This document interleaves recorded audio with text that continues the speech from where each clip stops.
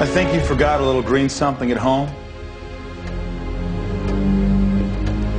I'm not handing Green Arrow over to you until you can prove how bad he is. The fact that he's been breaking into my plant seems sufficient. About those plants, I've been doing a little digging. It seems your auto parts factory doesn't sell any auto parts, and your tech warehouse doesn't distribute computers. Looks like you've been buying into his propaganda. I don't like being caught on the wrong side, which is what I'm on, isn't it? You were never going to hand Green Arrow over to the police, were you? I'm not much for philosophical debates. I just want what I paid for. Well, then I guess that answers my question. I'm not handing him over. Where is he? Try looking over your shoulder.